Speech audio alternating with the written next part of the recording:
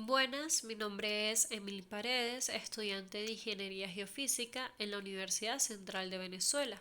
y esta presentación es para la materia de métodos matemáticos de la física con el profesor Asdrúbal Bravo. En esta oportunidad les voy a exponer sobre la ecuación de calor en dos dimensiones en coordenadas cartesianas, abarcando aspectos importantes de la misma y planteando y desarrollando un ejercicio por completo. Arrancamos con la reseña histórica de la ecuación de calor. La hipótesis de la sustancia calórica fue apoyada por la teoría de la conducción del calor, desarrollada por Fourier entre 1811 y 1822. Hasta entonces existía solo para la mecánica una teoría matemática, fundada por Newton, mientras que la enseñanza de los fenómenos calóricos era empírica y tan solo contenía caracteres descriptivos. Fourier fue el primero en lograr construir una teoría matemática del calor con su ecuación de conducción y el método de series de Fourier, utilizado por primera vez para resolverla. Él partió de la hipótesis de la sustancia calórica y demostró que su teoría cumplía con la condición de la conservación de calórico. Impacto de la ecuación de calor en ciencias e ingeniería. La ecuación de calor describe la evolución de la temperatura en un cuerpo sólido en función del tiempo y el espacio. El interés en su estudio radica en las múltiples aplicaciones que tienen diversas ramas de la ciencia e ingeniería. Por ejemplo, en las matemáticas generales representa la típica ecuación en derivadas parciales parabólica y concretamente en el área de la estadística está relacionada con los procesos aleatorios. Para el caso de una función de dos variables en el espacio x y y, que serían las variables que representan la posición, y la variable temporal t que representa el tiempo, la ecuación de calor es la derivada primera de u con respecto a t menos alfa al cuadrado, abro paréntesis, que multiplica a la derivada segunda de u con respecto a x al cuadrado, más la derivada segunda de u con respecto a y al cuadrado, cierro paréntesis, igualado a cero, donde alfa es la difusividad térmica, que vendría siendo una propiedad del material. Estrategia a seguir en la resolución del problema.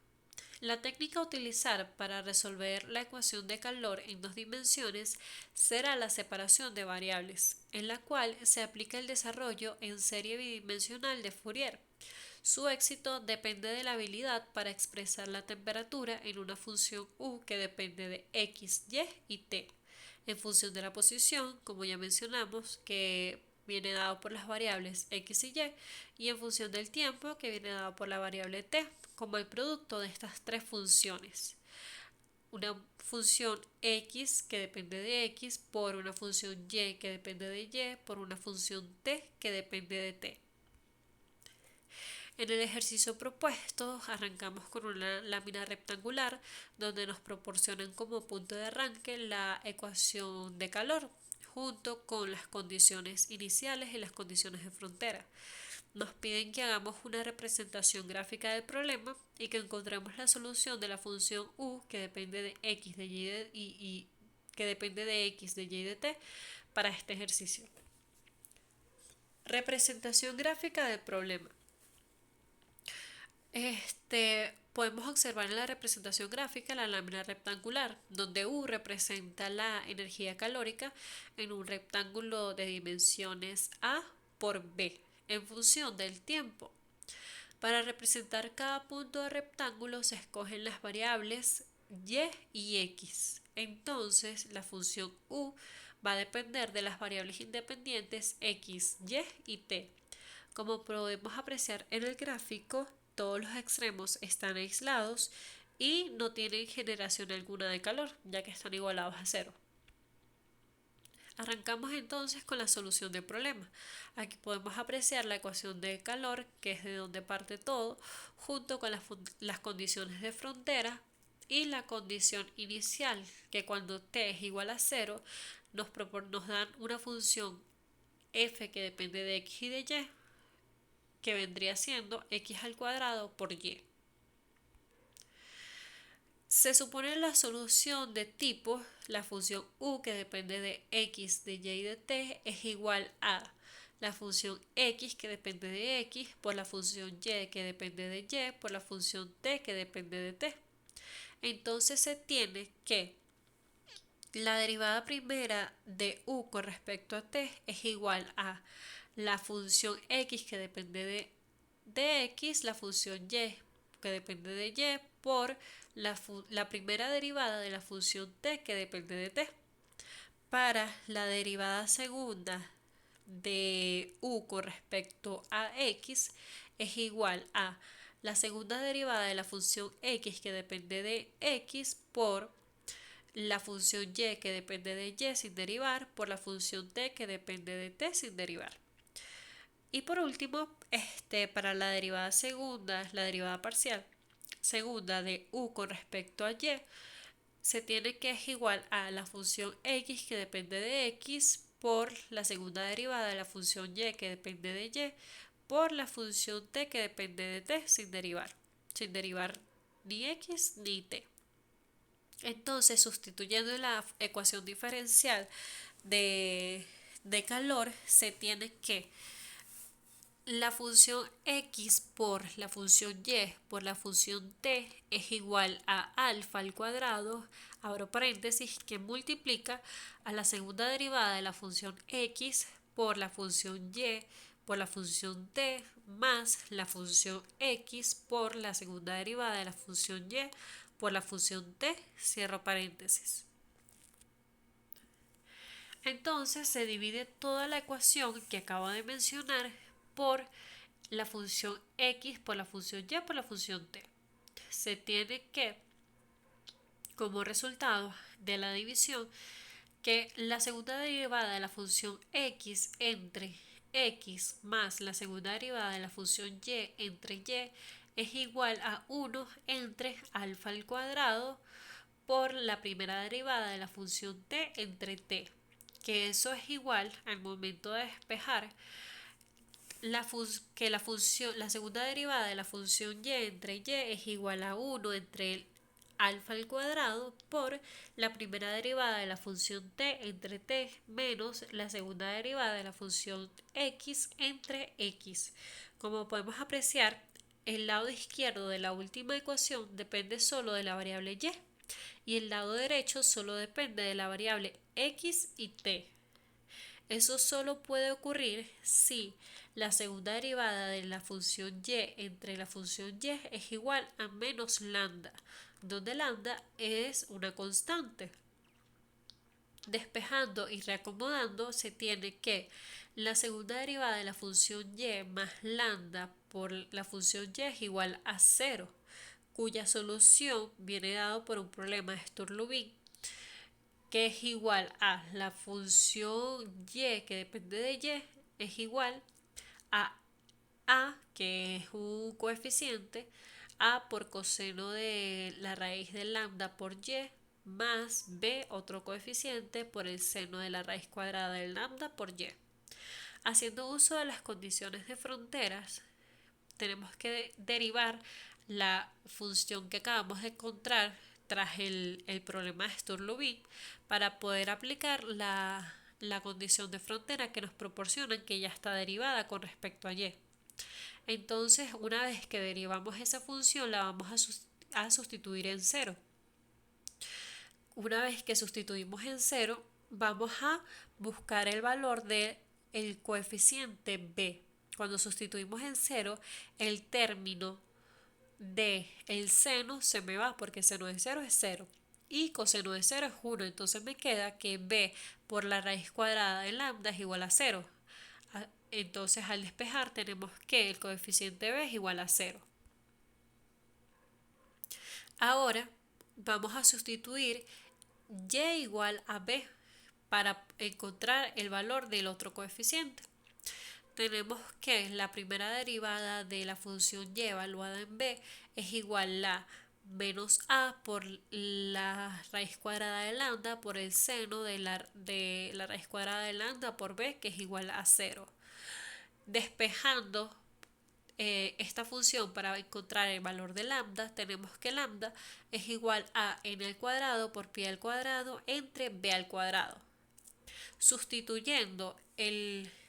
valor de lambda en la ecuación que encontramos inicialmente, la ecuación que vino del problema de Sturlubin, y el valor de los coeficientes, tenemos que la función y de y sub n de y es igual a sub n por el coseno de n pi entre b por y. Ahora hacemos un tratamiento analógico, vamos a hacer el mismo procedimiento para hallar la ecuación x de x, que resulta ser igual a c sub m por el coseno de n pi entre a por b.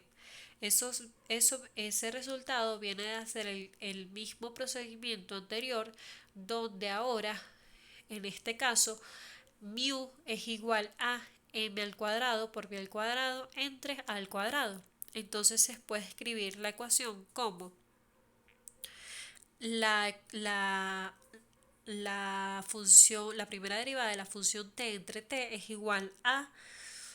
lambda al cuadrado, que multiplica, abro paréntesis, a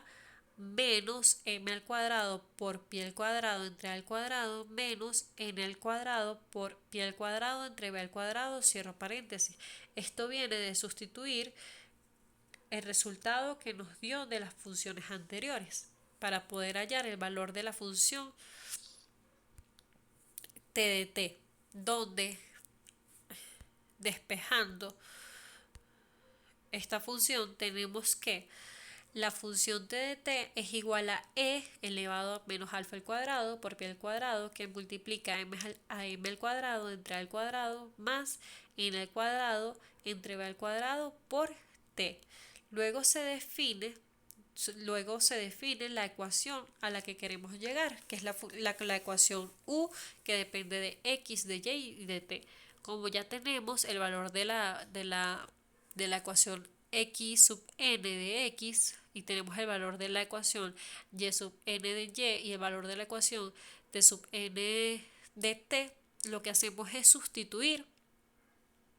y encontramos la función deseada, multiplicando los coeficientes y comprimiéndolos en uno solo. Entonces tenemos que la ecuación u sub mn, que depende de x, de y, de t, es igual al coeficiente a sub m de n por el coseno de m pi entre a por x por el coseno de n pi entre b por y, que viene multiplicado por e a la menos alfa al cuadrado por pi al cuadrado, abro paréntesis, m al cuadrado entre a al cuadrado más n al cuadrado entre b al cuadrado, cierro paréntesis, por t. Ahora, básicamente lo que nos resta hacer en el ejercicio es encontrar el valor de este coeficiente al que llegamos, que es a sub m entre n. Antes de encontrar el valor del coeficiente, vamos a hacer por el principio de superposición a juntar todo esto como una serie.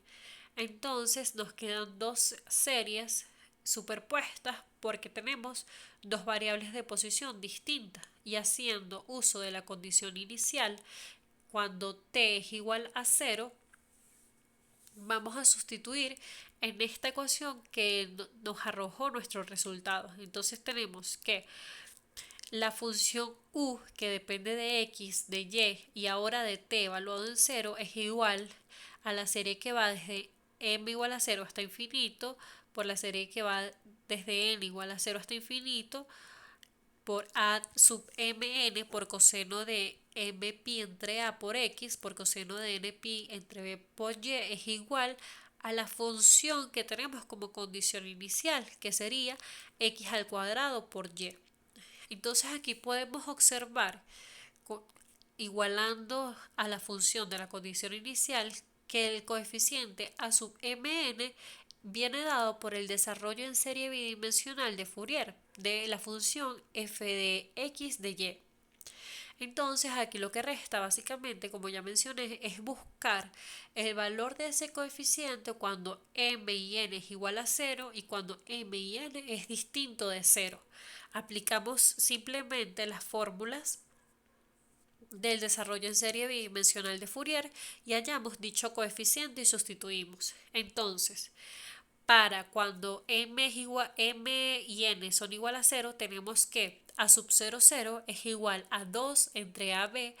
de la integral que va de 0 hasta b por la integral que va de 0 hasta a de la función x al cuadrado por y de x de y.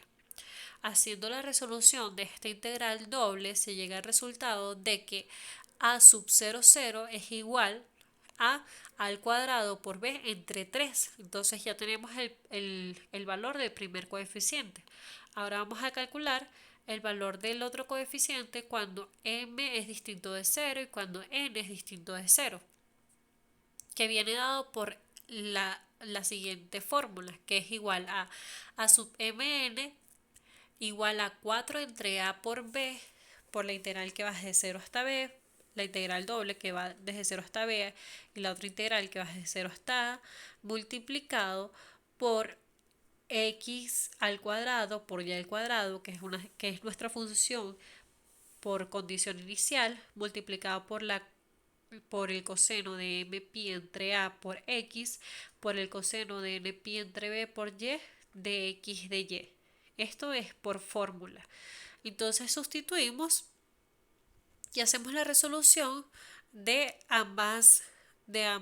integrales. Es recomendable hacerlas por separado y después juntar el resultado de cada una. Entonces la primera integral que va de 0 hasta a de x al cuadrado por coseno de m pi entre a por x de x nos da como resultado 2 por a a la 3 entre m al cuadrado por pi al cuadrado por el coseno de m pi.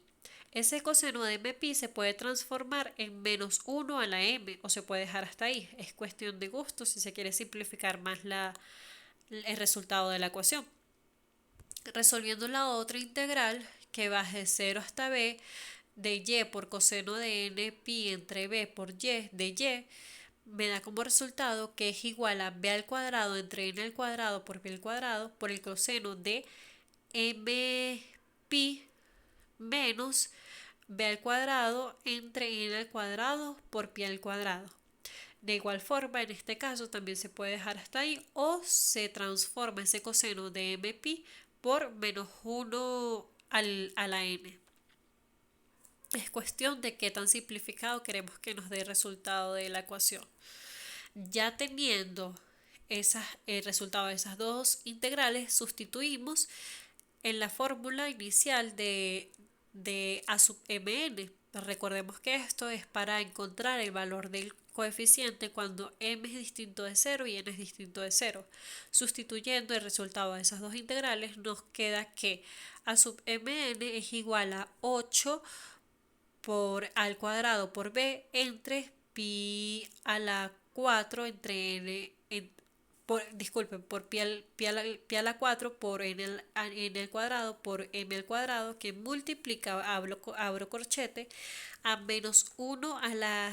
m por menos 1 a la n menos 1. Finalmente, como ya tenemos el resultado de ambos coeficientes de a sub 0, 0 y de a sub mm, lo que hacemos es sustituir en la ecuación y listo. Ya tenemos nuestra ecuación de calor para este ejercicio, que viene dado por la expresión que está acá abajo, donde u sub mn, que depende de las variables x, y y t, es igual a al cuadrado por b entre 3 más la serie que va desde m igual a 0 hasta infinito por la otra serie que va desde n igual a 0 hasta infinito, que tienen como argumentos 8 por al cuadrado por b entre pi a la 4 por n al cuadrado por m al cuadrado, que multiplica, abro corchete, a menos 1 a la m por menos 1 a la n menos 1 por el coseno, cierro corchete, por el coseno de m pi entre a por x por el coseno de n pi de b por y multiplicado por e a la menos alfa al cuadrado por b al cuadrado, abro paréntesis, de m al cuadrado entre a al cuadrado más n al cuadrado entre b al cuadrado, cierro paréntesis, por t. este fue el resultado que nos dio de nuestra ecuación. Como consideraciones finales, pudimos notar que el procedimiento es bastante mecánico, simplemente se aplica separación de variables y después se encuentra el problema de Sturlobin para poder hallar el valor de la función t de t, la que depende del tiempo. Una vez teniendo esto y aplicando el principio de superposición, se va a llegar a una serie de Fourier. Dependiendo de la dimensión de la onda, se va a resolver de acuerdo a la fórmula que acata cada serie de Fourier. En este caso es una serie de Fourier bidimensional. Entonces aplicamos las fórmulas para encontrar el coeficiente y listo, sustituimos. Es bastante mecánico una vez que ya resuelves varios problemas. Sin más a que hacer referencia, muchas gracias por su atención.